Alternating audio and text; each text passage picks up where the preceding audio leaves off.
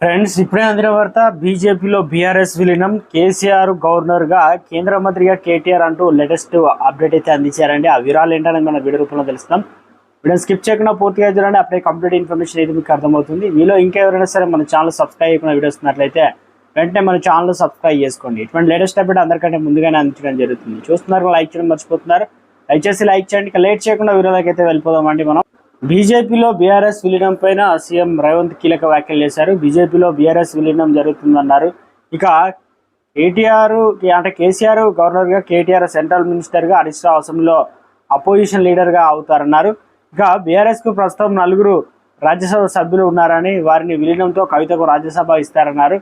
ఇక 4 రాజ్యసభ సీట్లకు సమానంగా కవితకు రాజ్యసభ పదవి కూడా ఇవ్వనున్నట్లు చెప్పారు ఆయన.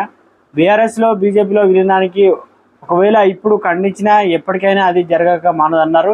ఇక రైతు రుణమాఫీ 5,000 కోట్లు రిజర్వ్ నిధులు ఉంచామని సీఎం రుణమాఫీ కాని వారికి కలెక్టరేట్లకు వెళ్ళి ఫిర్యాదు ఇవ్వవచ్చని సూచించారనమాట. తన మార్కు ఉండాలనే ఆగస్టు 15 వరకు రుణమాఫీ తేదీ అయితే ప్రకటించారన్నారు. హస్తినాలో సీఎం రేవంత్ రెడ్డి పర్యటనలో కొనసాగుతున్న వీళ్ళ ఫ్యాక్స్కాన్ యాపిల్ కంపెనీ ప్రతినిధులతో భేటీ కానున్నారు.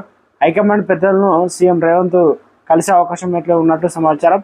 సో మొత్తం మీద పీసీసీ చీఫ్ నియామకం కావచ్చు, క్యాబినెట్ పోస్టుల భర్తీ విస్తరణ హైకమాండ్లో అయితే చర్చించనున్నారనమాట. సో ఇక్కడ చూసుకోవచ్చు అండి, తెలంగాణ రాష్ట్ర వ్యాప్తంగా మొత్తానికి సీఎం రేవంత్ రెడ్డి సంచలన వ్యాఖ్యలు అయితే చేయడం జరిగిందనమాట.